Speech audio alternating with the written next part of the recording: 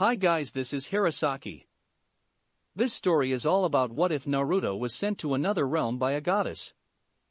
To save an entire world from a madman, one goddess has given the Kages a means to send Naruto to another realm. Will Naruto be able to discover Kushina's divine identity, and can he survive the challenges of being her son? Before we start, kindly like and subscribe to this channel, and look over the description box for the author of this amazing storyline. Welcome aboard. Chapter 12. Suna drove towards the Jotun, surprised at what the Aunts, as the residents of Asgard called the living hybrids of men and gods, had accomplished on his own.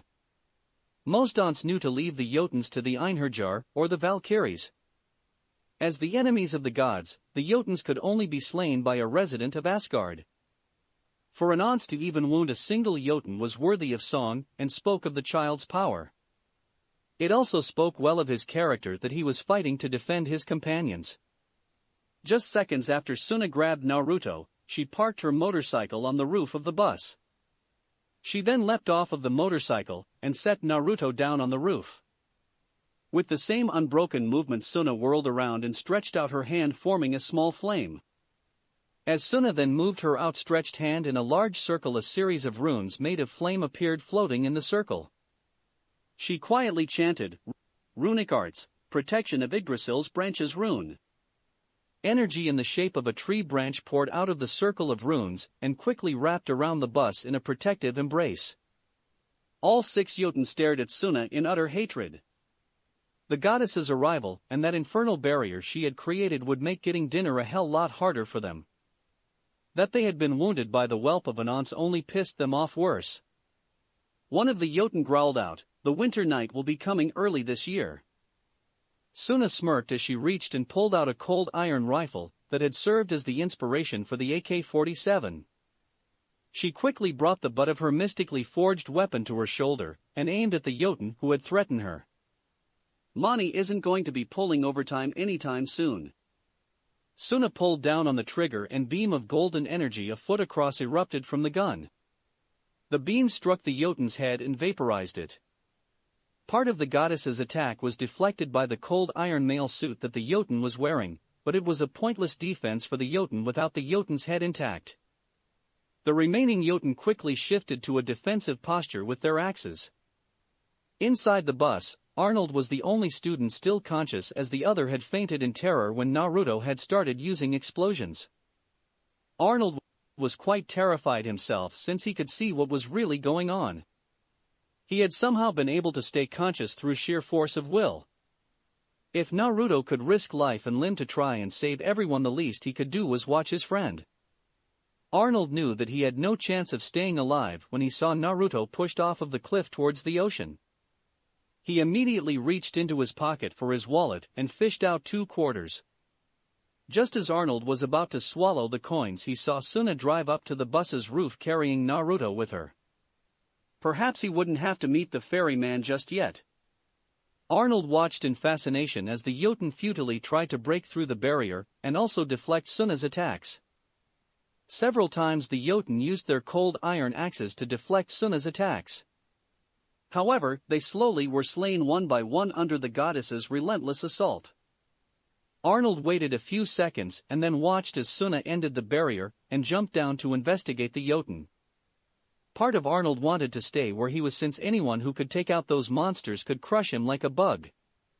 However, another part of Arnold wanted to thank her and check up on Naruto.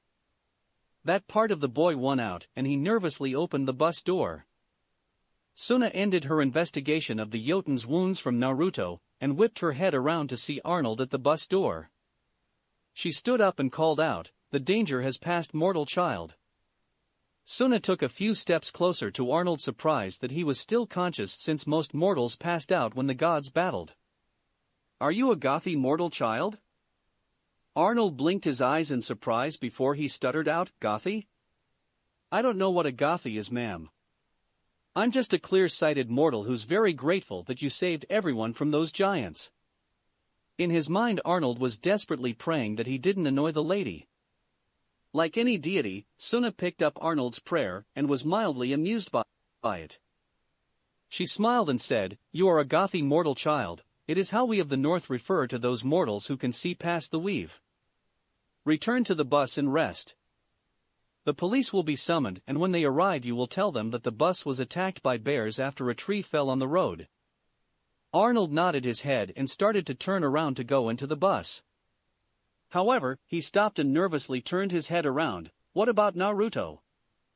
A pensive and conflicted look crossed Suna's face as she headed closer to the bus. She looked back at the Jotun remains that were starting to melt away. After a second she said, "Naruto will be coming with me for treatment. Worry not for your friend, for he will be returned before the end of 2 days.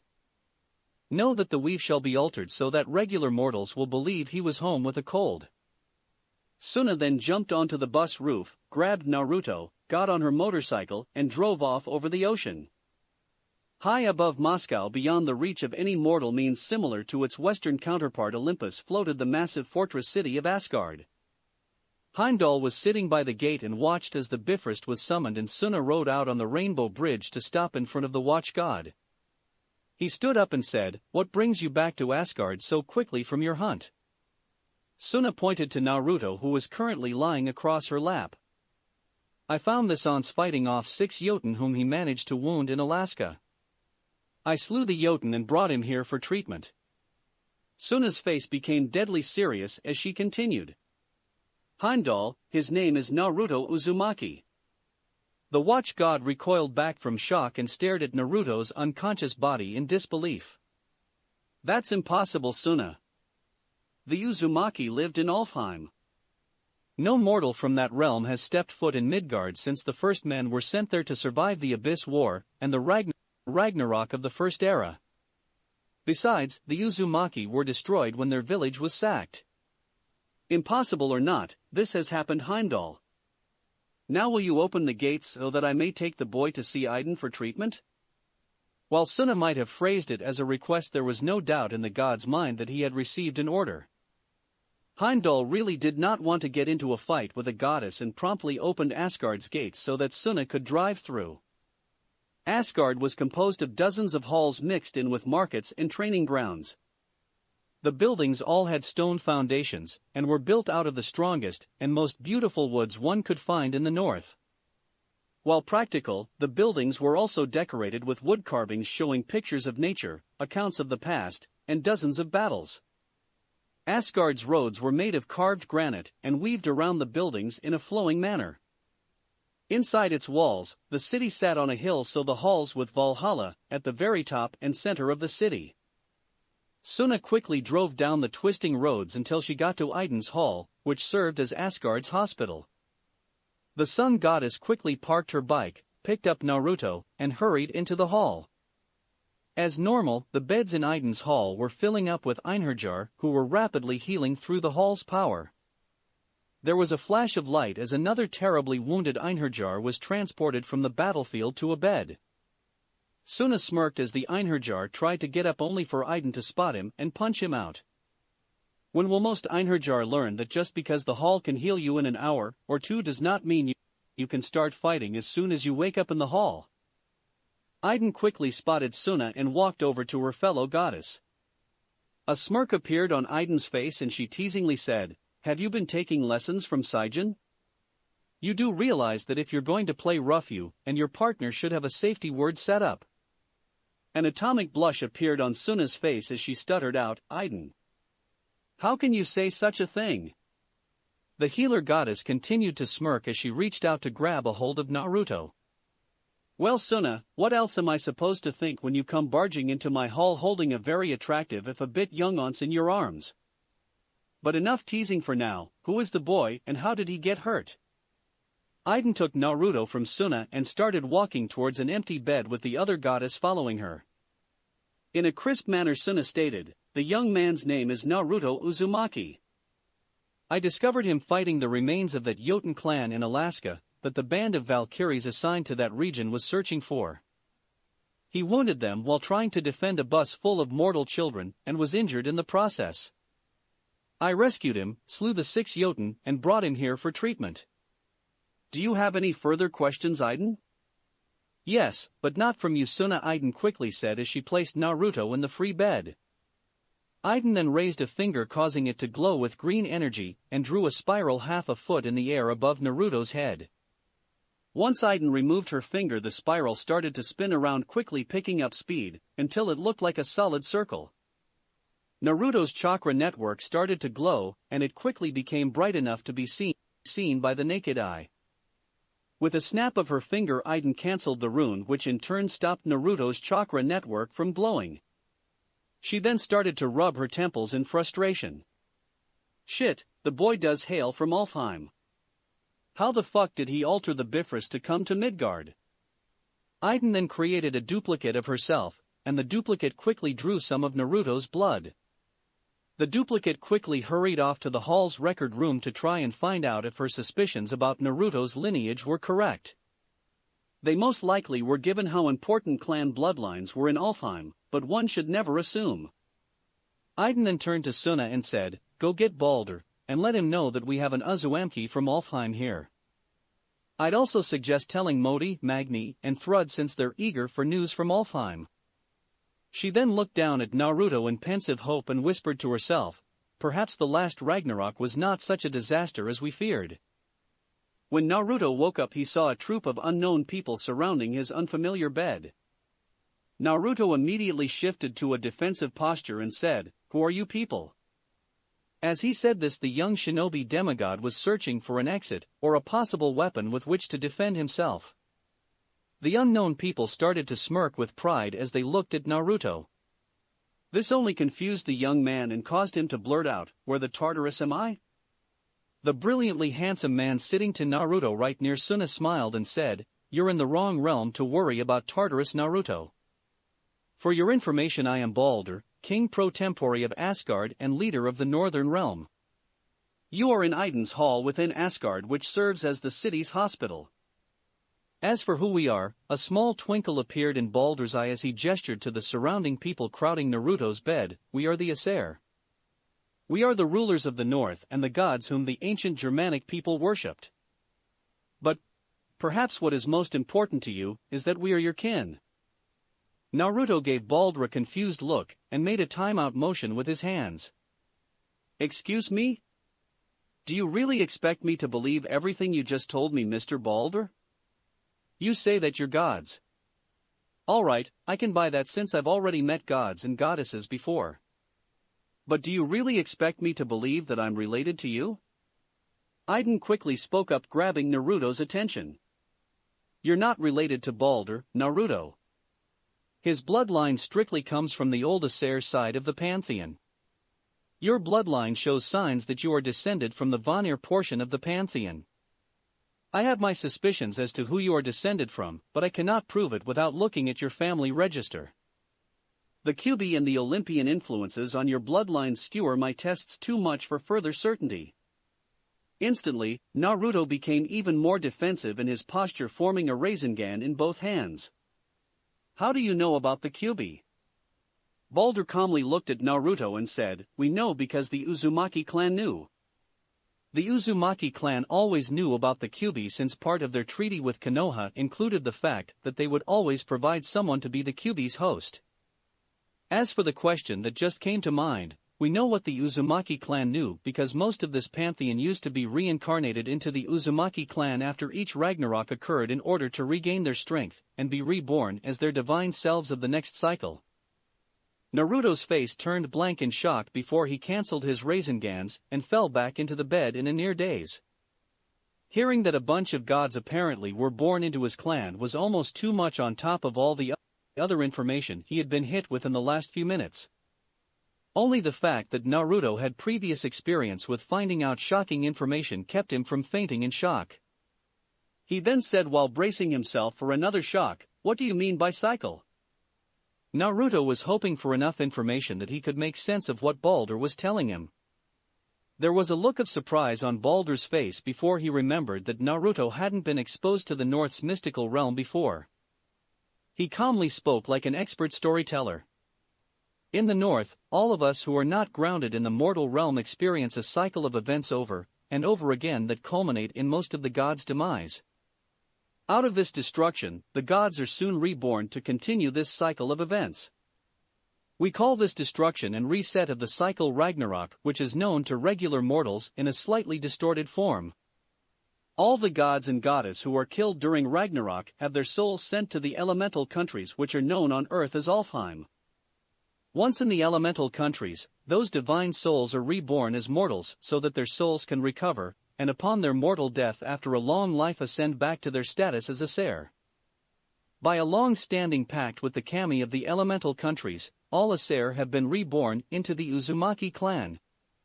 The clan's unique chakra and vitality quickly revitalizes slain deities' souls, allowing them to be completely reborn after a single lifetime, whereas it would take a deity's soul a dozen mortal lifetimes to regain its strength if it was reincarnated into any other mortal line. Our presence in the Uzumaki clan also helped the clan by reinforcing and strengthening the clan's bloodline. Even regular clan members who were not reincarnated Aesir gained powers that rivaled the greatest avatars of the kami. We also imparted into the bloodline an innate understanding of seals, since they are the equivalent of runes. It was rather easy for Naruto to digest this latest revelation from Balder. The Uzumakis had apparently been some sort of mystical therapy clinic for the Norse pantheon every time they managed to get themselves killed. That might explain why his mother's mortal half had been born into the Uzumaki clan, instead of being born into any other clan. A sudden thought came to Naruto, and he blurted out, "You aren't implying that I'm a reborn Aesir, are you?" A round of chuckles erupted from the gods and goddesses surrounded Naruto. Iden was the first to regain her composure and she said, "No, Naruto. The Kyuubi's presence was too powerful and close during your conception for an Aesir soul to be reincarnated as you. Your parents were probably living in the same house or possibly the same city block as the previous Kyuubi's host." Naruto cut Iden off in a deadpan tone of voice. "My mother Kushina Uzumaki was the Kyuubi's previous host." Balder nodded his head and then turned to face one of the Valkyries who had accompanied him into Iden's hall and was currently standing by the door. "Go with all haste and fetch Fjolnir and Gerd. Also, you are to inform them of Naruto lineage, so that they may prepare a place for him in their hall for his stay." Balder turned to another Valkyrie and said, "Go to the cooks of my hall and inform them that I want the best mead brought out for tonight's dinner, and that it is to be a proper feast of celebration. Hurry everyone, we have much work to do to prepare for tonight and not much time left." Most of the assembled gods and goddesses quickly left to prepare for the sudden feast. Suna and Iden remained in the hall with only Suna staying next to Naruto. Suna saw the look of confusion on Naruto's face and decided to explain things to him. Kushina Uzumaki was the daughter of Natsu and Urza Uzumaki. Suna waited for Naruto to confirm his grandparents' names, which she honestly didn't need. Only one Uzumaki had been living in Konoha when the clan's village had been destroyed and the name Kushina stood out in the clan. Natsu and Urza were the reincarnations of Freyr and Gerd. That makes Gerd your grandmother and Fjolnir your uncle. Naruto quickly accepted this, as having divine relatives really wasn't a shock to him anymore. However, something bugged him and he asked his savior, "What about Freyr? Why didn't Balder ask for him to know about me?" A depressed look appeared on Suna's face as she spoke. "Freyr has been in a coma ever since he was revived after the last Ragnarok. When the Uzumaki clan was nearly driven to extinction before the Second Shinobi War, it caused havoc for us in Asgard. Several Aesir had their mortal lives cut down before their souls could completely heal, causing them to ascend back to their Aesir self in a permanent coma. Others, such as Odin and Thor, had their mortal selves killed far too soon, forcing them to be reborn again as mortals from regular lines. It could be centuries before those Aesir rejoin us, which has everyone in Asgard concerned." Once Naruto heard this, he started to become depressed. It had already been hard for him to deal with the Uzumaki massacre when he had found out about his clan's near-complete destruction years ago. Unlike the Uchiha massacre, the Uzumaki massacre had been kept quiet by the various powers that be in Konoha and other shinobi villages for several reasons. Independent clans were often destroyed by attackers in that era, so it wasn't newsworthy in that regard. Konoha tended to keep quiet because the loss of a major ally seriously hurt the village's credibility. The fact that it took a force of 5,000 high-level ninjas from 3 major villages and a dozen minor villages to kill a clan of 127 shinobi at a 70% casualty rate for the attackers was another factor in keeping it quiet. Every village remotely connected to the Uzumakis and the massacre had their power and prestige questioned. The power instability caused by the massacre directly led to the Second Shinobi War. Having the Uzumaki's destruction brought up again reopened a wound in Naruto's heart. He had been able to make his peace with the event since it happened so long ago, and he had his mother. His finding out that there was other members of his clan out there who were still hurting from the massacre just hurt him as well. Suna put her hand gently on Naruto's shoulder to try and cheer him up. Something about Naruto made it seem like crime against nature for him to be depressed. Don't cry over the past. Everyone here in Asgard has made their peace with what happened. Now is a time for celebration. We have found out about a family member that we didn't know about before who is strong and healthy. Now why don't you get up so that you can meet your grandmother and uncle on your feet instead of in that bed? There are a few rules one needs to know before going to the nightly feasts at Valhalla. First, you do not talk about the feasts at Valhalla. Second, only 2 guys or gals are allowed into the ring at a time to fight as part of the entertainment. Third, the fights last until someone forfeits or one of the contestants is knocked out. Finally, you automatically go into the ring on your first time at a feast. Naruto was currently going head-to-head in a boxing match with Baldur's Half-Blood. Naruto meant once as he was still getting used to the North's terminology, son Joachim Broden. There were cheers erupting from the surrounding gods, goddesses, Einherjar, and Valkyries as the fight between the 2 onces fought it out. Naruto had an advantage in pure strength over the older demigod.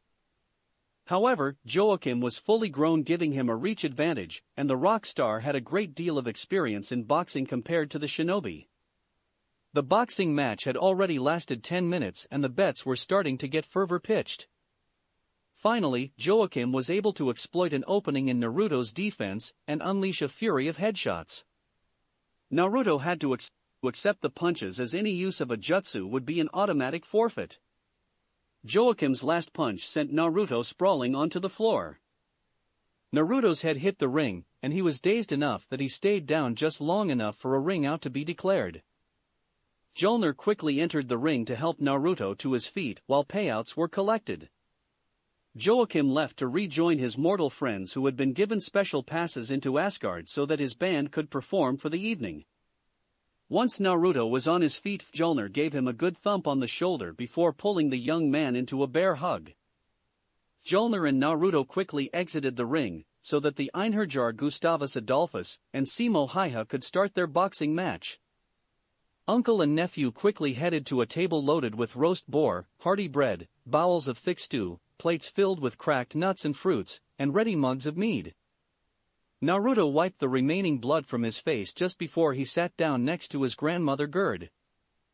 Mjolnir quickly walked around to the other side of the table and sat down opposite Naruto and grinned.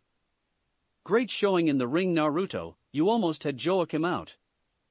We just need to get you to practice boxing a bit more, and you will soon be dominating the ring. Gerd smiled at Naruto and added her opinion. Your uncle is mostly right. It should be relatively for you to win against the newer Einherjar and the few other aunts. However, I'm a bit hesitant to make the same claim about your chances with the older Einherjar and most of the Valkyries given their centuries of experience. Gerd then took a strong swallow of her mead before speaking again. So Naruto, how is your mother doing? I still am having a bit of trouble wrapping my mind around the fact that little Kushina is actually an Olympian goddess. Naruto ripped off a leg from the boar and put it on his plate. He then turned to look at Gerd and replied, last time we talked Mom was doing all right. I don't know who's going to have it worse, me getting used to all of this or Mom finding about this side of the family. Gerd frowned and said, you might want to hold off on informing Kushina about us, Naruto. At least, wait until you can talk to Baldur about it. The 4 pantheons haven't always gotten along ever since the alliance of 4 kings was sundered in the after effects of the Abyss War before the first Ragnarok. The fact that the West does not have a king makes that particular pantheon harder to get along with the others. Naruto quickly turned to look between his grandmother and his uncle. What do you mean that the West doesn't have a king? Zeus rules Olympus even if it is mostly a name ever since Mom took most of the actual power ruling Olympus. Gerd shook her head slightly as if she were explaining something to a child. Think for a moment, Naruto. Haven't you ever wondered about Escalip and his other associates known in Native American folklore? He and his companions are part of the first generation of deities in the West. Have you ever heard Escalip mention a great spirit? Naruto nodded his head while wondering how Gerd knew all of this about him.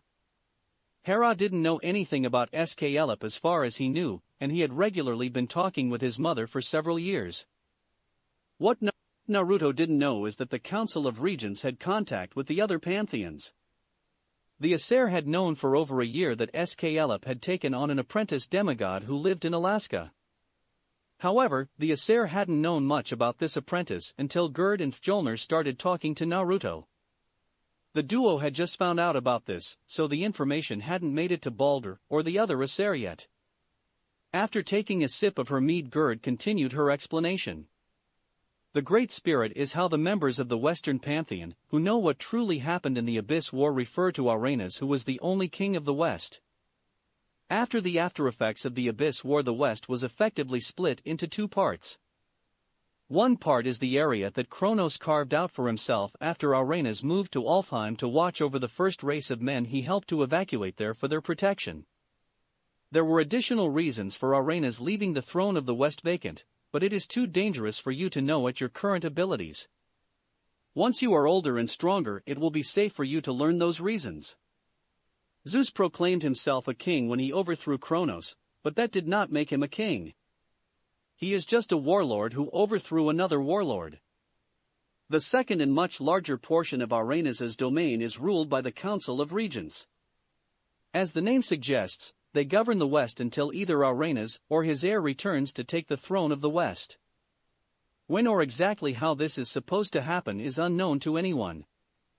One of the few details that the regents have shared with us is that a prophet is supposed to come who will herald the start of the age when the Western throne is restored. But other than that, we don't know much, and honestly most Aesir cannot bring themselves to care.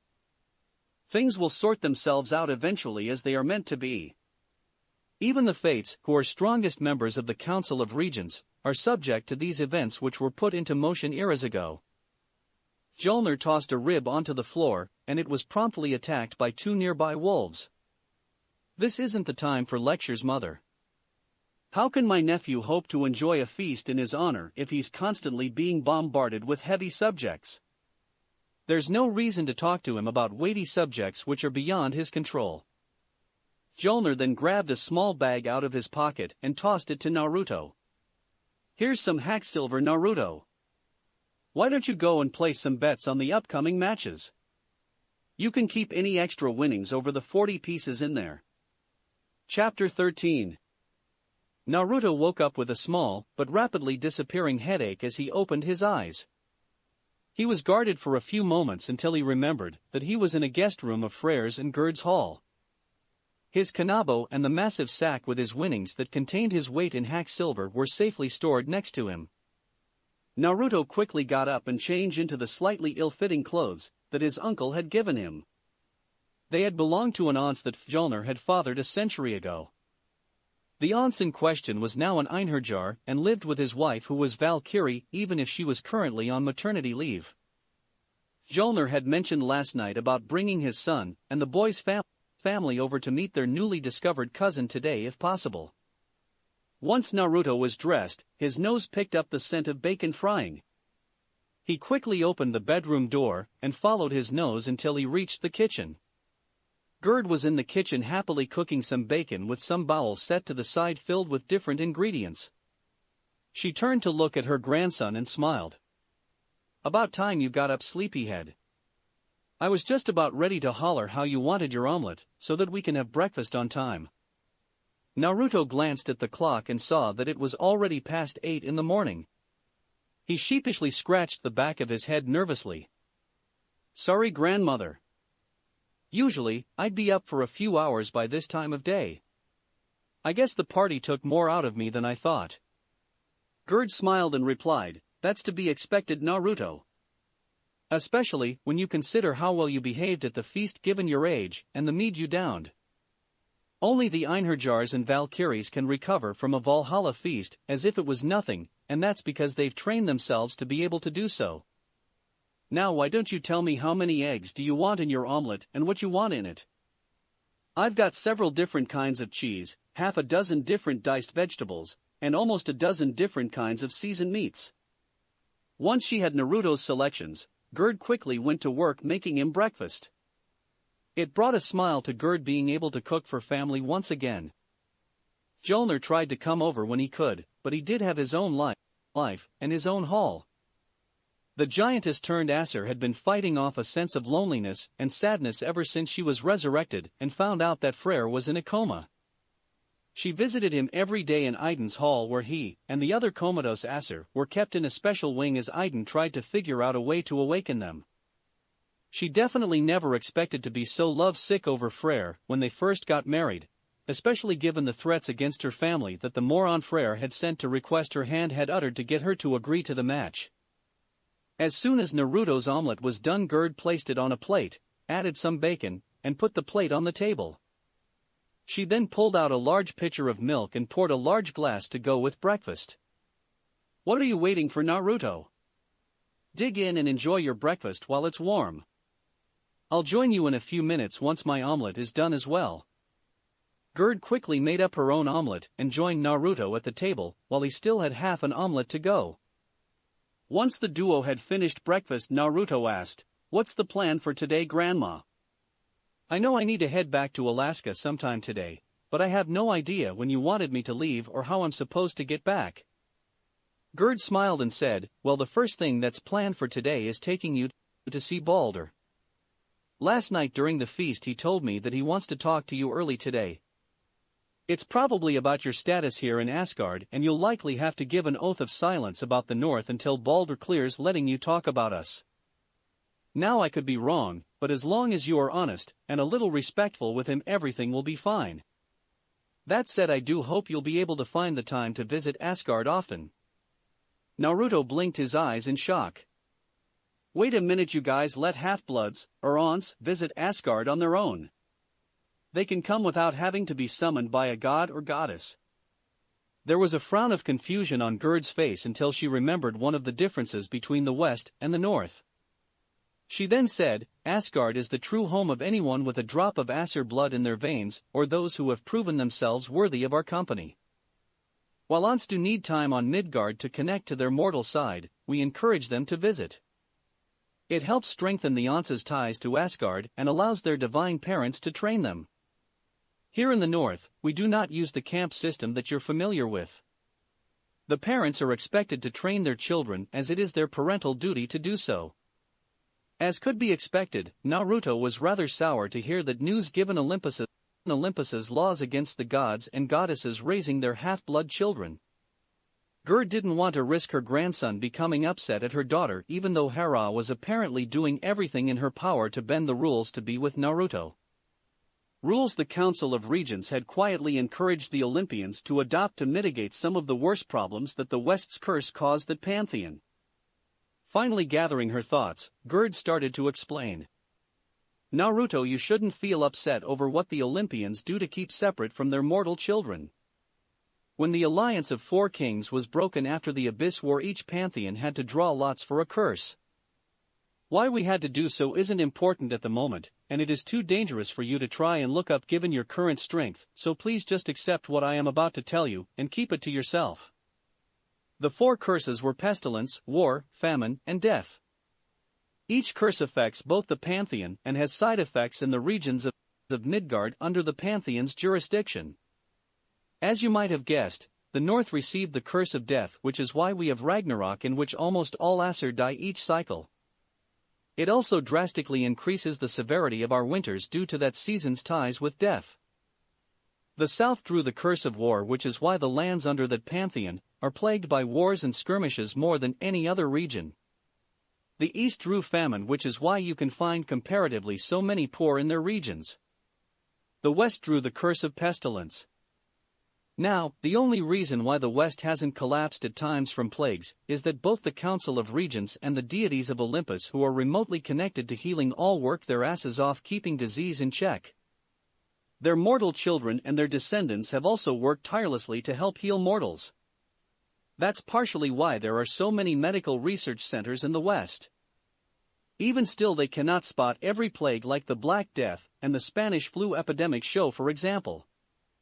When it comes to deities, the Council of Regents has been less forthcoming about how their curse affects them. All I or any other asser knows is that they call the part of the curse which affects deities the corruption, and it only builds up in each passing generation of deities. The other major detail they've disclosed to us is that the corruption is aggravated when the Western deities spend time around aunts, and it gets drastically worse when the aunts is of their own blood. In return, it brings out the worst traits in the aunts. Naruto frowned as he thought back to his time at Camp Half-Blood. Dionysus always seemed grumpy and Artemis had seemed on edge about something. But there was nothing suggesting that they were sick. Heck, his mother seemed perfectly normal to him, and she had been visiting him for years. He frowned and said, "That doesn't quite match up with my interactions with the Olympian gods." Gerd nodded and thought back to what Naruto had said about his time at Camp Half-Blood during the feast. She then explained. "Naruto, the corruption takes time to get worse. I'm talking years and years of constant exposure. Furthermore, you've only interacted with Artemis, Dionysus, and your mother in that dual-natured form, correct?" Naruto quickly nodded his head, and then Gerd continued. "In all honesty, you haven't interacted with a typical Olympian who's had their corruption aggravated. And you won't if your experience stays limited to just those three. Dionysus was originally an once, which gives him an innate resistance to the corruption getting aggravated and broadcasting those effects onto onces. Hera will have an even more extreme version of that resistance, since she's figured out a way to keep her human nature. A feat I might add that no asser has ever done, or even thought to try. As for Artemis, I've been told that she's built up an impressive resistance to the corruption and natural ability to mitigate its effects in her over the millennia because of being near her hunters. But make no mistake, Naruto, the corruption is a very serious matter. It once got so bad that the Council of Regents had to request Asgard's help in dealing with it. That started the migration period as Aunts tribal kings lead their tribes into the Roman Empire so that they could cull the worst corrupted Olympian onces and bring the West back into balance. I know that all of this doesn't quite make sense to you, but I only know part of the story. Only a regent like your teacher SK Elip can fully explain everything to you, and I'm sure that he won't talk until he's sure you're ready to handle that information." Balder was sitting on Asgard's throne with his father's ravens resting on their perches and whispering what they had learned into his ears. The seemingly young god frowned at having to yet again spend another day ruling his father's kingdom. If he could pray, he would have been begging whatever power could be above a god to speed up Odin's return. It was Odin's place to be king and not his. Hell, if Balder could find someone better suited to be regent in his place until Odin's return, he'd happily give up the throne right now. After running Asgard for a few years, he still wondered how his father was able to manage ruling the north for thousands of years. Balder could easily see why the Eastern king shattered himself into 3 new deities to take shifts as ruler, and why the Southern king had slipped into dementia. Perhaps his father was able to deal with being a king because of his mortal lives as various Uzumakis? These musings ended when Gerd and Naruto walked into the throne room of the hall. Balder straightened up in the chair as the two approached him. Gerd quickly knelt down at the foot of the throne, but Naruto hesitated and only knelt down after he saw that his grandmother had. Balder smirked and said, "Giving homage does not come easy to Naruto Uzumaki?" Naruto looked up with slightly defiant eyes and said, "No, sir." Balder got off of the throne and motioned for Naruto and Gerd to rise. "That's good, Naruto. No man should be given more respect than he has earned. The fact that you only gave me respect because you saw that Gerd, who you hold as esteem, is respectful of me, is good. It tells me that you'll think for yourself and won't blindly follow someone just because they have a title. Now, tell me of your time in Alfheim, and how you came to be in Midgard. I must know in order to prepare for any possible problems your journey might cause to the realms.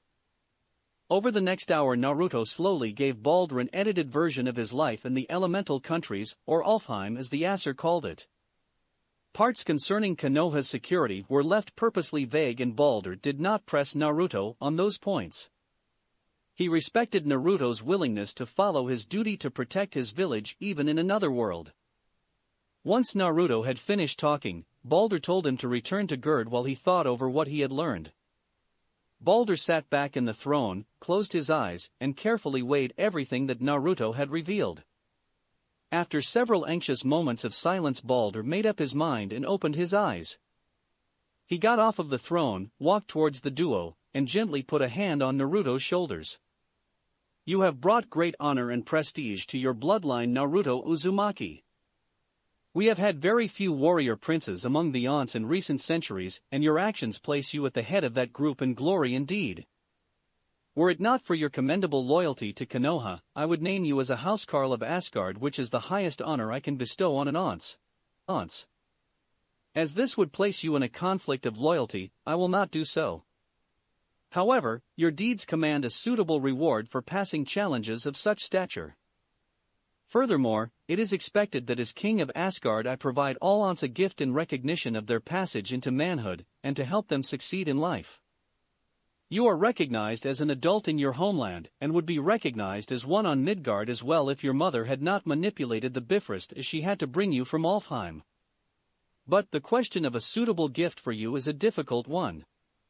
Balder wasn't sure what he should give Naruto. Usually, he or more often his father would have given an Aunts a well-forged cold iron weapon or armor to complement their training. However, Naruto already had several celestial bronze weapons and armors from his mother which were also altered with seals. Celestial bronze was typically weaker than cold iron, but the seals more than made up for the comparative weakness between the two metals.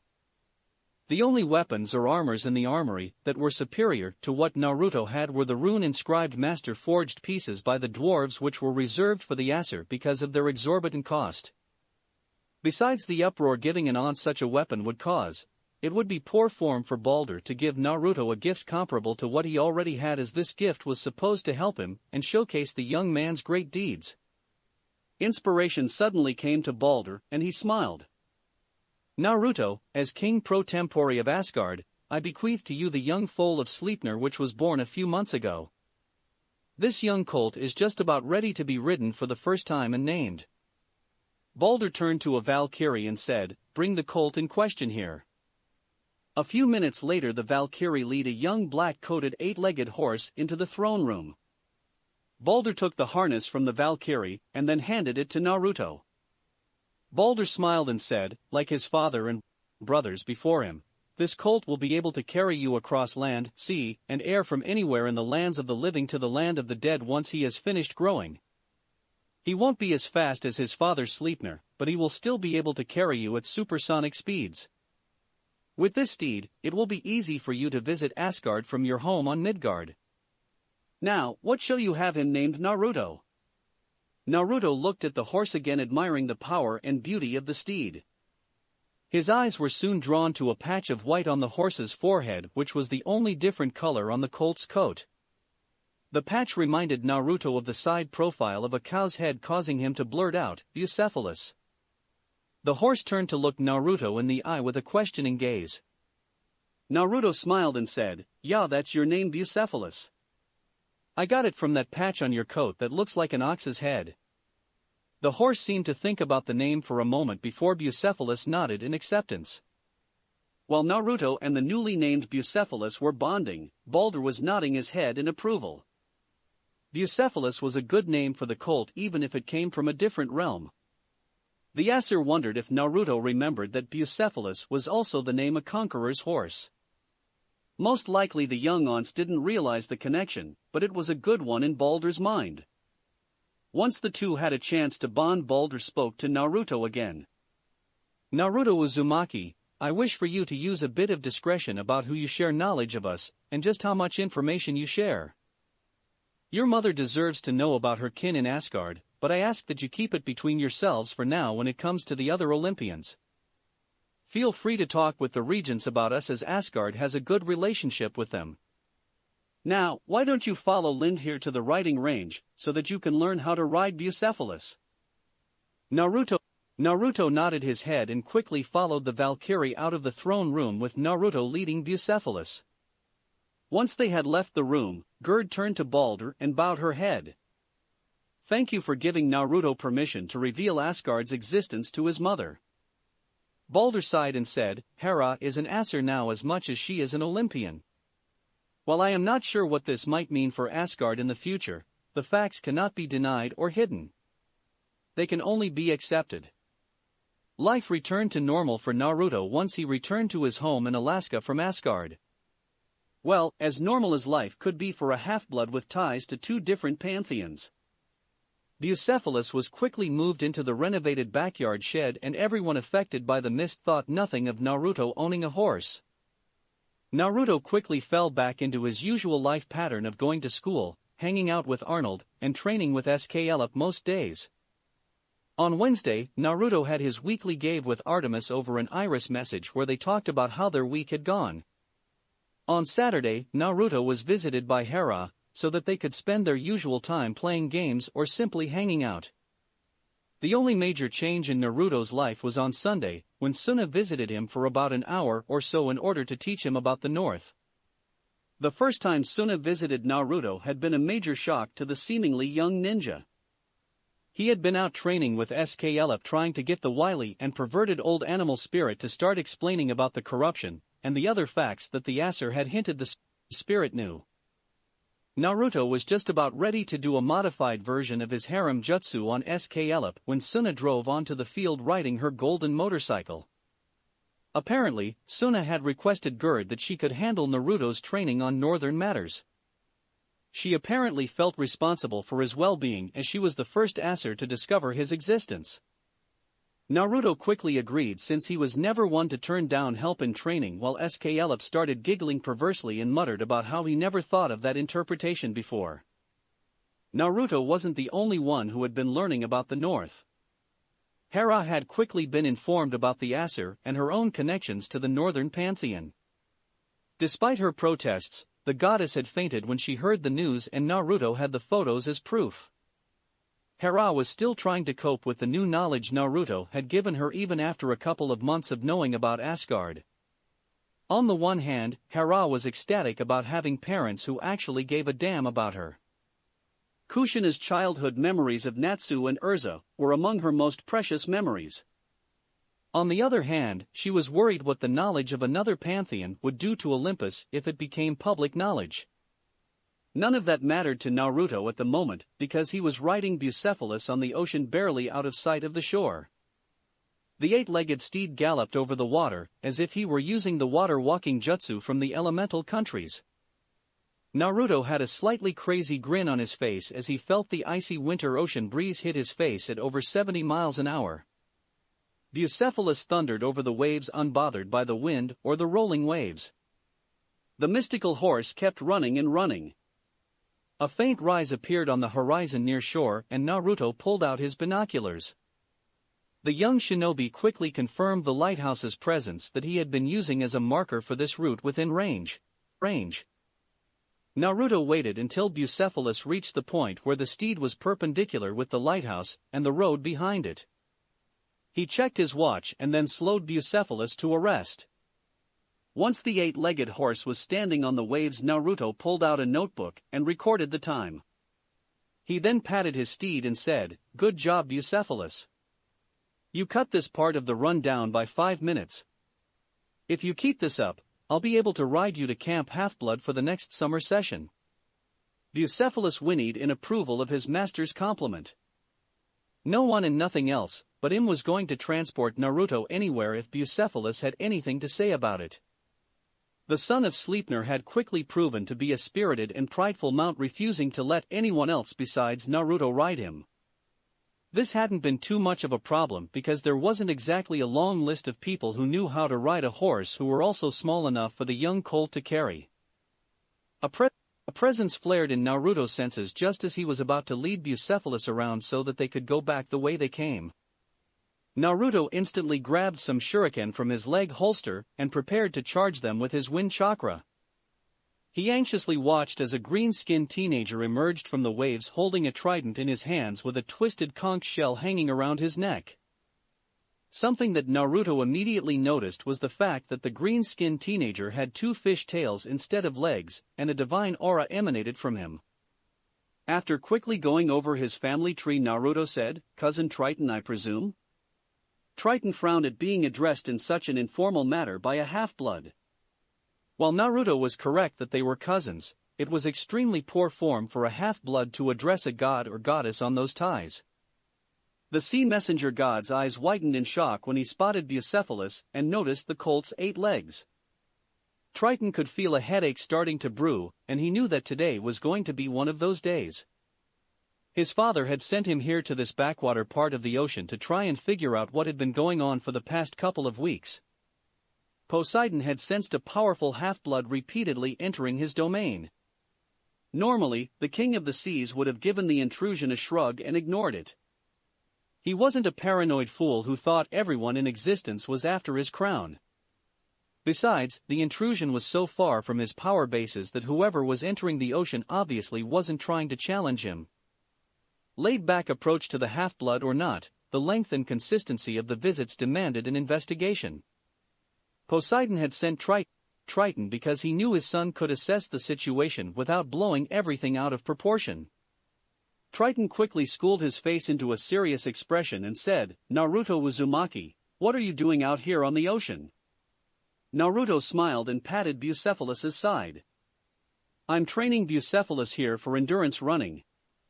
It's harder for him to run on the water than it is for him to run on land. Over the past 2 months, Bucephalus has managed to knock 2 hours off of his time on this run." Triton immediately looked at Bucephalus and quickly analyzed him like any expert horse trainer and breeder would. Extra legs aside, the colt was in magnificent condition and showed all the signs that he would become an extremely powerful specimen. Trishan couldn't fathom where Naruto had gotten the horse, since Bucephalus wasn't like any mythical horse the sea god had ever seen, and here Trishan thought he knew every possible breed. He was so caught up in admiring the steed that he almost forgot why he had come. Once he had regained his focus, Triton inquired, "Am I correct in assuming that the repeated intrusions up here that we have been detecting in Atlantis are because of you training Bucephalus?" Triton had to hold back a small smirk when he saw Naruto blush slightly at the accusation. The sea god continued on. "Why did you not offer my father at least a token sacrifice to start your training? Horses and the oceans are his domains. I find it rather presumptuous that you are training such a fine specimen in such a manner." Just like Triton was hoping, Naruto's blush got bigger and increased in intensity. Naruto started to nervously scratch the back of his head as he explained himself. "Sorry, I honestly didn't think of that. I found Bucephalus living beyond the reach of Olympus, so I thought you and your father wouldn't have much influence over him. Given how close I am to the end of Olympus's reach, I also figured that my practicing out here wouldn't cause a problem for you and your father. I apologize if this offends you, cousin, but it's the truth." Triton nodded his head in acceptance. Naruto's reasons were sound enough. The only reason why he was even here was because of how regularly Naruto trained his horse. Triton quickly said, "Very well, Naruto, I accept your reasons for why you've done your training in this manner. My father Poseidon will be informed of your activities, and this matter will be closed. However, to prevent the need for further investigation, I insist that you announce your intentions to train Bucephalus on the ocean each time your training enters my father's domain." Naruto nodded his head and said, "No problem, Triton." The half-blood shinobi paused for a second and then said, "Hey Triton. Do you want to go get a burger? It will be my treat for making you come out here to investigate me. There's this small mom and pop burger joint just a few minutes from the shore, which has absolutely wonderful burgers and great milkshakes as well." Triton blinked his eyes in surprise. Half-bloods didn't invite gods or goddesses to hang out with them or offer to buy them food. It just wasn't something that was done. Usually, gods or goddesses only hung out with mortals or half-bloods if they were trying to woo the person as a conquest. Triton was a bit out of his depth with the concept of simply spending time with a half-blood as friends or family, as Naruto was implying. Not knowing what he should do, the sea messenger god said, "Sure." Chapter 14.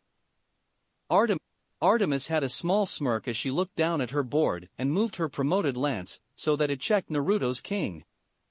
She quickly looked up at the iris message and told Naruto her piece's movement location. Her smirk grew as Naruto's face started to scrunch up as he tried to think of a way out of her trap. After a minute, Naruto simply sighed and said, "Looks like that's game, Artemis." It was a good match. A small smile appeared on Artemis's face and she replied, "Same here, Naruto. I would like to stay and chat, but I have some duties to attend to at the moment. I look forward to our match next week." Naruto nodded his head and replied, "Same here, Artemis. I'm also looking forward to our next match, and I hope that your duties won't be too stressful for you. Goodbye for now." With that said, Naruto ended the iris message.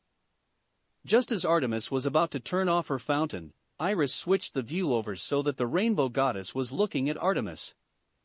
Iris had a knowing smirk on her face as she parroted back Artemis's words to the goddess. "I look forward to our match next week. Can you get any more obvious, Artemis?" Seriously, the only way you could be more obvious that you're interested in Naruto would be to hang a sign behind you saying "My place at 10" while wearing something from Victoria's Secret. That is completely uncalled for, Iris. Artemis snapped at the goddess with her cheeks flush from embarrassment and rage. The maiden goddess focused on her outrage at Iris's comment in order to keep herself from having a mental breakdown at the thought of her and Naruto doing something like Iris implied.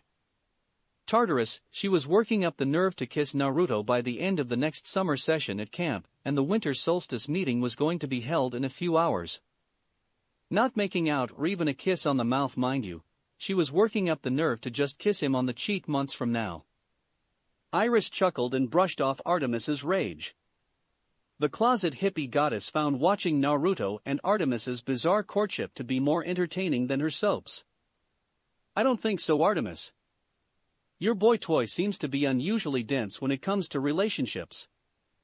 I mean, he should have picked out that there is something odd about a goddess wanting to spend time with a lowly demigod, as some of the more pompous goddesses would put it.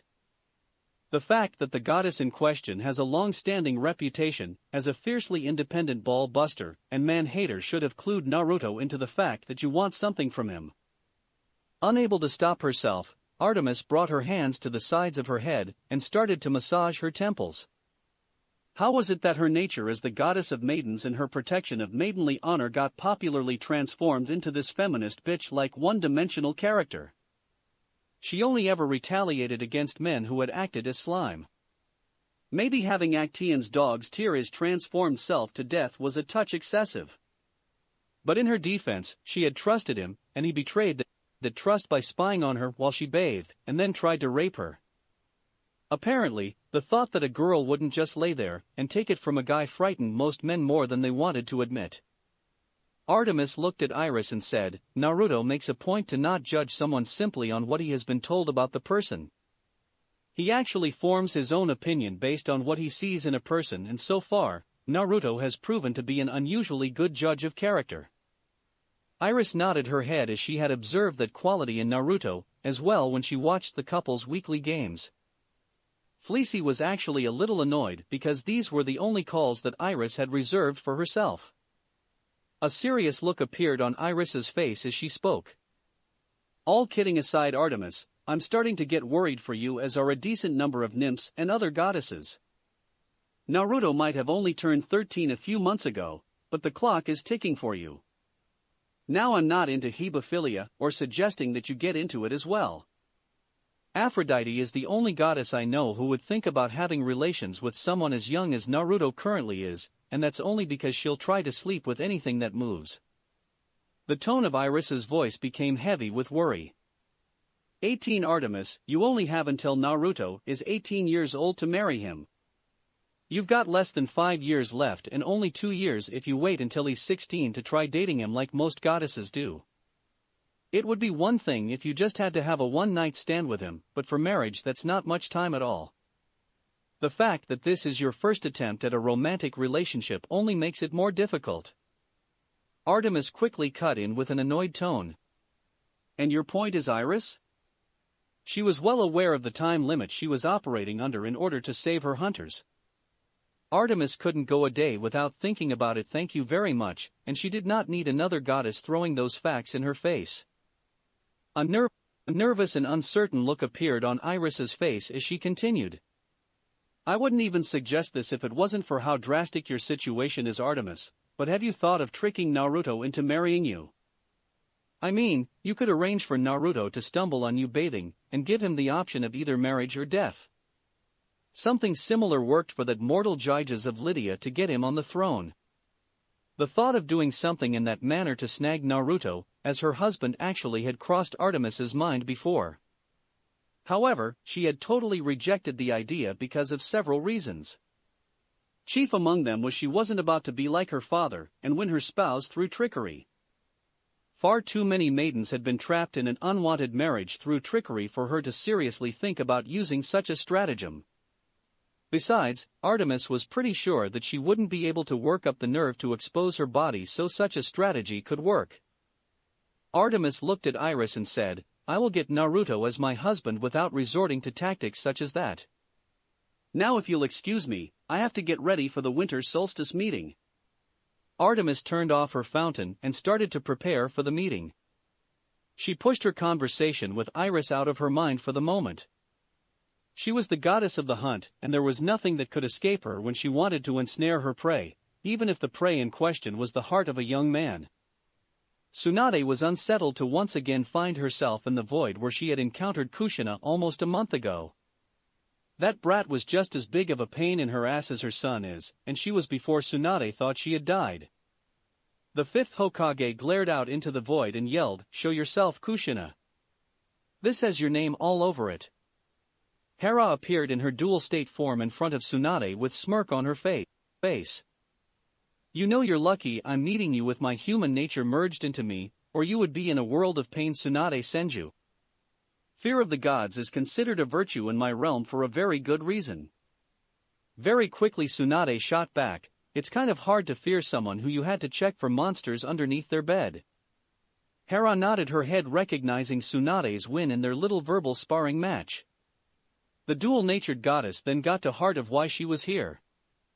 First off, you'll be happy to know that Naruto arrived in my realm safe and sound several years ago by how we reckon time. He lost some skill due to the jutsu de-aging him a bit, but those losses have been recovered, and he's made excellent progress in advancing in all areas of the ninja arts. The activation of his demigod heritage has given him a massive increase in pure physical strength. It already rivals your own chakra-enhanced strength, and is set to grow far stronger. Just as Hera had hoped, Tsunade started to feel a migraine coming as she imagined all of the paperwork she'd have to handle when Naruto returned. The brat had already been hard on the training grounds for a shinobi of his abilities. With the kind of strength Kushina was telling her he had, the resulting paperwork would grow exponentially. Hera smirked as Tsunade started to massage her temples. No one ever got one over Hera for long. Hera then pressed on as she said, I wish for you to give Naruto permission to train other demigods and certain members of our support system for demigods in chakra usage and the basic shinobi arts. Naruto has been admirably secretive with his abilities around other demigods along with his background in Konoha. I'm proud to say that he would refuse a direct order from me to pass along his training to the others without your permission. Tsunade blinked her eyes in confusion at Hera's proclamation. You're proud that Naruto would disobey you? She was happy to hear that Naruto's loyalties to the village were that strong, but she didn't expect his mother to be thrilled as well. Hera conjured a small stool and proceeded to sit down in a regal manner. You forget, Tsunade, that my mortal self of Kushina Uzumaki was a shinobi of Konoha. Her sense of loyalty and duty is mine. Furthermore, in my realm I am Hera, the goddess of marriage. Loyalty and commitment are part of the foundation to a successful marriage. Naruto committed himself to obeying the laws of Konoha and the Hokage's orders when he became a ninja. I'm proud that he has kept his commitment even though he is far from Konoha. Besides, how could I hope to trust him at all if he could break his oath to Konoha on my orders? Kushina, or rather Hera, had raised an excellent point to Tsunade. How could anyone trust Naruto if he couldn't keep his word when things got difficult? Things really didn't get more difficult than when you're separated on a different planet from your comrades for years. The fact that Naruto was staying strong was something Tsunade would have loved to brag about if every detail of Naruto's current location wasn't classified. With that knowledge in hand, Tsunade thought about what she should do. On the one hand, it wasn't exactly a wise move to let village techniques enter the general population. On the other hand, it wasn't like Konoha's rivals could learn the techniques given that it was apparently almost impossible to travel between planets. Then there was the fact that Naruto and Hera were related to the demigods, which meant that they were a clan of potential allies. There was also the fact that passing on his skills would help Naruto become a better ninja. Tsunade firmly said, "If I gave Naruto permission, what assurances do I have that Konoha's abilities will not leave the demigods?" Some people might have expected Hera to be outraged at Tsunade's question, however, they couldn't be farther from the truth.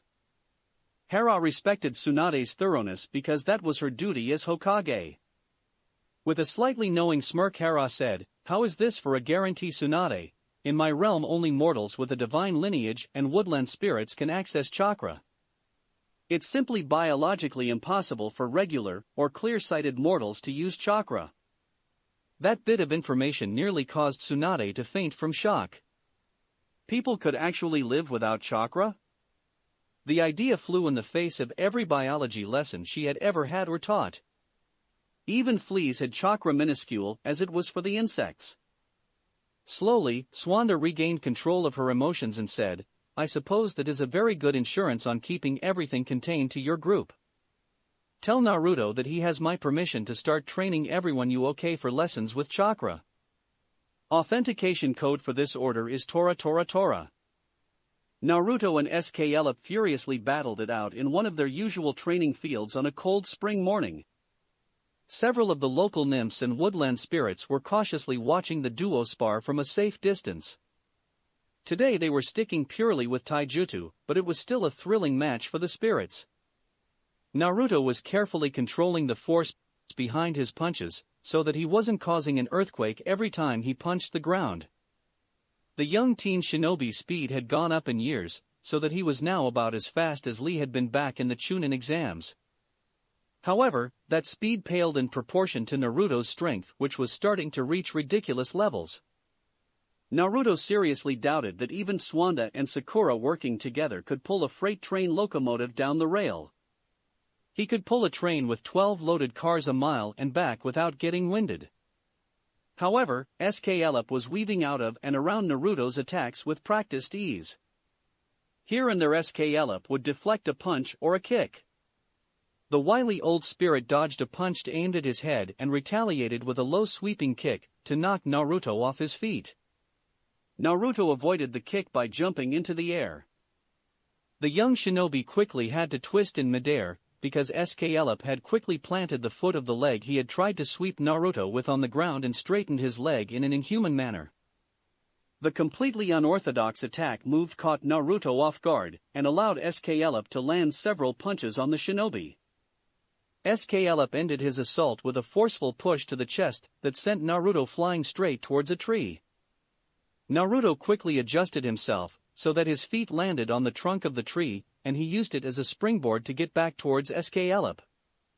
The spirit quickly took a defensive stance and smirked at Naruto's obvious attack. At the last possible second, Naruto stuck his arms out and pushed against the ground, changing his trajectory. Naruto used SKLF's split-second shock to kick him in the face before he rocketed into the sky. SKLF quickly recovered from the attack, grabbed several blades of grass, and threw them into the air. He then jumped up into the air using the floating blades of grass as platforms to jump higher. As soon as Naruto saw what his sensei had done, he blurted out, "You have got to be fucking with me." As soon as SKLup caught up with Naruto, he started to launch a storm of punches. SKLup barked out as Naruto tried to defend himself, "If I'm fucking with you, then you're taking it up the ass."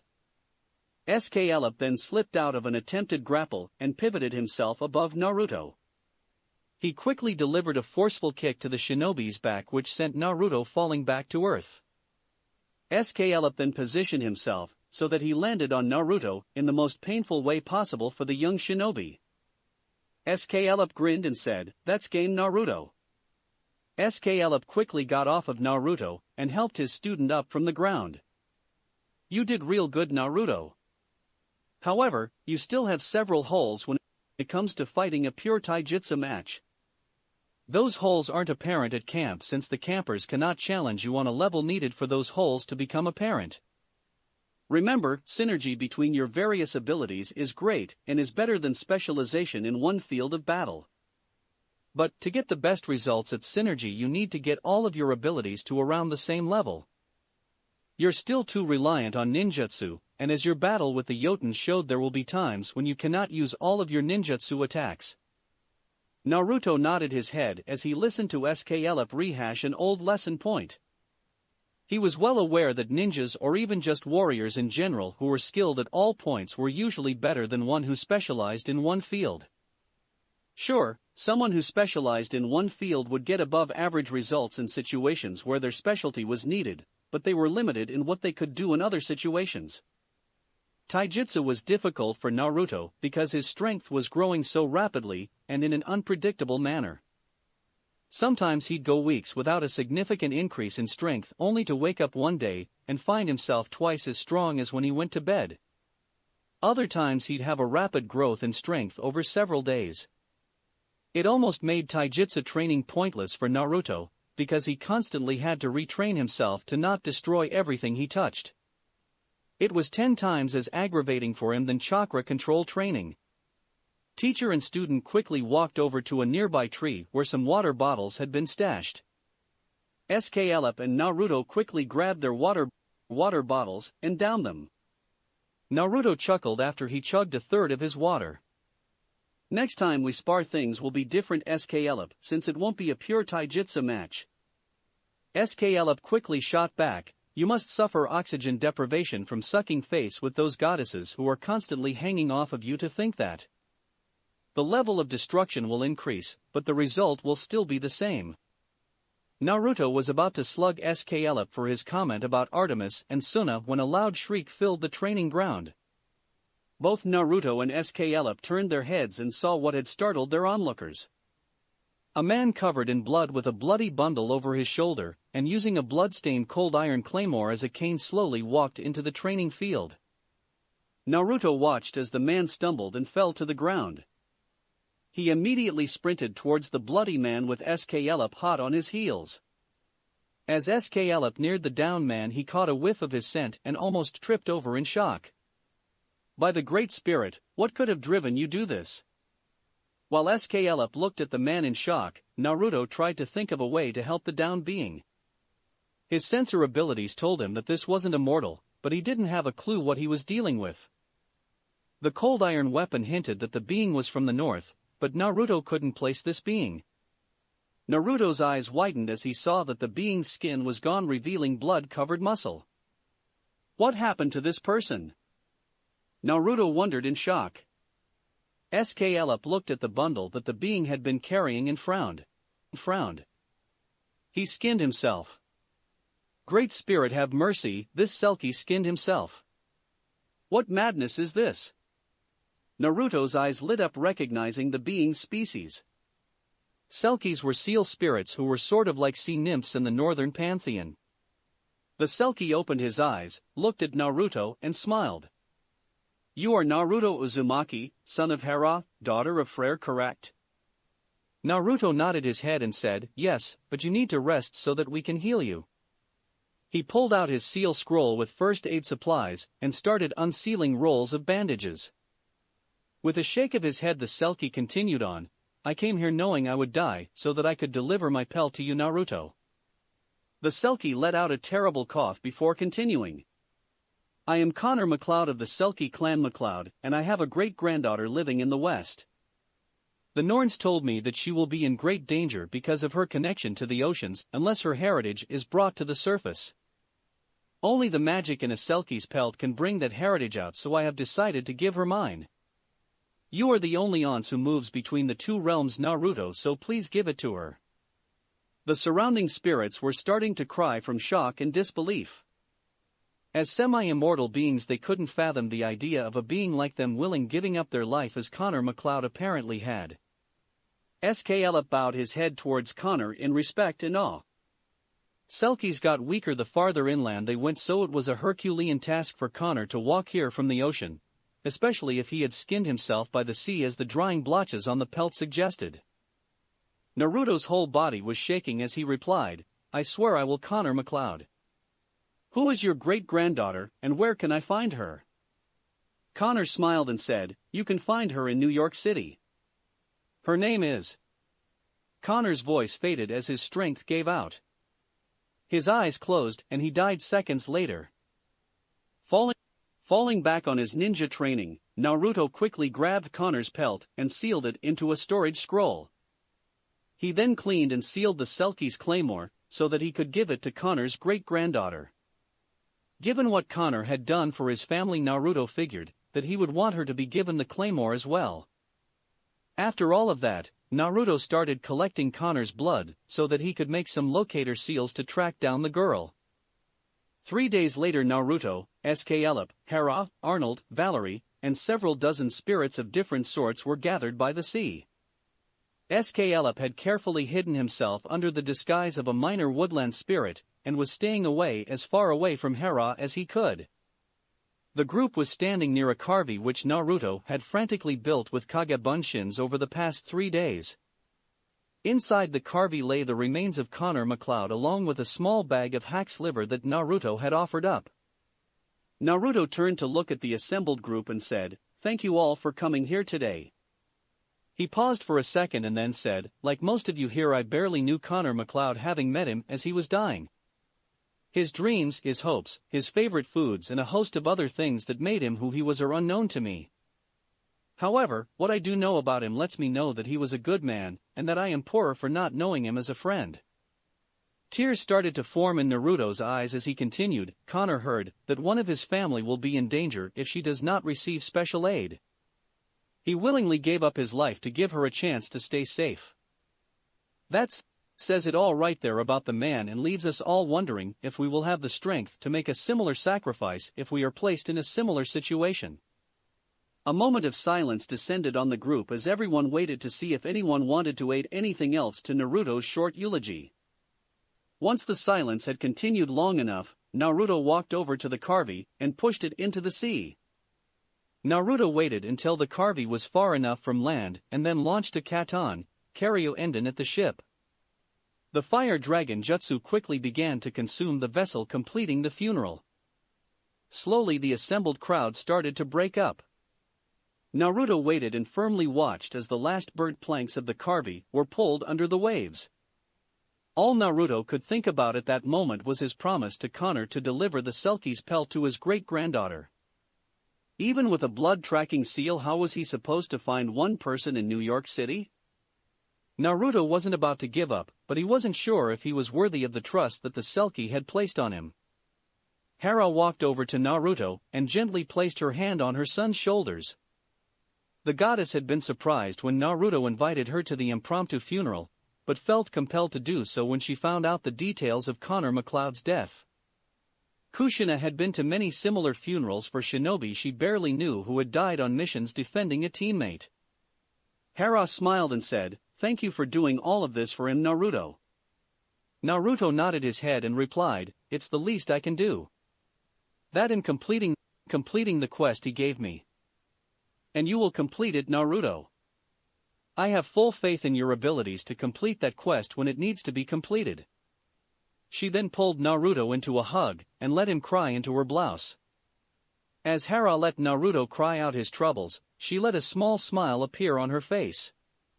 She was proud that Naruto had stepped up and arranged Connor's funeral. Leaders needed to take care of things when unexpected and unpleasant situations arise.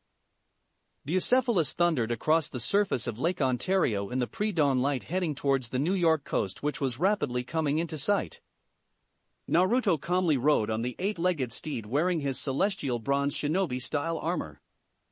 The fact that he was riding at just barely subsonic speeds did not bother Naruto or Bucephalus in the least. Naruto quickly spotted a pier full of boats directly in front of him and coaxed Bucephalus to speed up. Bucephalus then jumped at what seemed like the last possible second and completely cleared the pier, landing on solid ground.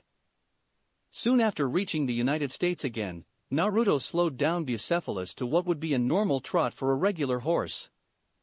With his mount now slower, Naruto closed his eyes and focused on his sensor abilities. While still not that great in terms of his sensor abilities, the half-blood shinobi could use his monstrous amounts of chakra to increase his abilities through sheer brute force. Normally no sane ninja would use such a trick, because in addition to burning through one's reserves, it lit a person up to sensors like a neon sign. It also increased monsters' abilities to sense Naruto. However, that wasn't much of a problem because it signified to them that there was a massive collection of powerful half-bloods.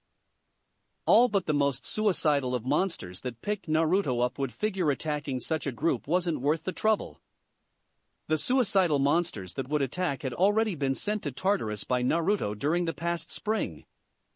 After burning almost half of his chakra reserves, Naruto stopped his jutsu and smiled. He had found who he wanted to find and quickly directed Bucephalus to a new direction. Bucephalus quickly picked up speed, and the duo started to race down the road towards a small forested section of land. About 20 minutes later, Naruto slowed his mount down so that they were once again moving at a trot. Naruto looked at the now very dense forest and wondered where they were hiding. Finally, a young voice called out, "Halt!" Naruto immediately made Bucephalus stop as ordered. Caroline soon emerged from the foliage with her faithful brother-turned-hunting dog Fong by her side and her bow in her hands. The hunter took a few moments to verify Naruto's face with her memories, and then she lowered her bow. Caroline quickly put her bow on her back and then motioned for Naruto to follow her. "Be on your best behavior, Naruto Uzumaki.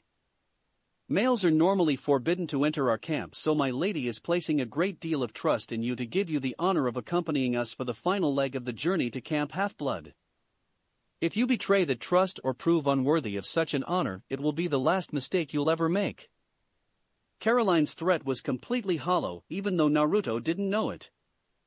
If any hunter tried to kill Naruto, it would be the same in Olympian law as if Artemis tried to kill him. That would mean Aphrodite would get the hunters, and then they'd get stuck in the worst whorehouse Aphrodite could find as the featured whores. Needless to say, the hunters didn't even permit themselves to dream of putting Naruto in life-threatening situations. Bucephalus didn't take Caroline's threat with nearly as much grace as Naruto did. The eight-legged horse snorted and began to approach Caroline in a threatening manner, even though Naruto was pulling at his lead to stop. In Bucephalus's mind, this midget Valkyrie wannabe needed to learn her place, and it was not threatening a trueborn warrior princess. Naruto was pulling at the reins and shouting at Bucephalus to stop, but the colt's pride refused to give. Fong immediately jumped in front of Caroline and began growling at the eight-legged horse. Bucephalus locked eyes with Fong and the two beasts became absorbed in a contest of wills. Bucephalus refused to let the idea of anyone insulting or threatening his master stand. Fong refused to let anyone or anything threaten his sister. The boy-turned-dog had stood up to chimeras, hydras, and even a dragon once in order to protect his sister, and had the scars to prove it. There was no way he'd back down to some monstrous Siamese horse. All the while Naruto was trying to get Bucephalus to calm down. Finally, the colt and the dog seemed to reach an agreement and slowly backed away from each other. Naruto held his head low and hurriedly said, "I'm terribly sorry about this, Caroline. Bucephalus is a good horse. He's just very protective of me." Caroline nodded her head, motion for Naruto to follow her into camp. She silently prayed that this minor incident didn't hurt whatever plans Artemis had to get closer to Naruto. Like most hunters, Caroline was still bitter that Artemis had to get married in order to protect them. However, she and the others had to grudgingly admit that the fates could have easily arranged for their lady to be stuck with someone much worse than Naruto. That's it for this reading. Hit like and subscribe for a free ticket pass going to the different worlds of anime fanfictions. Looking forward to having you on board again.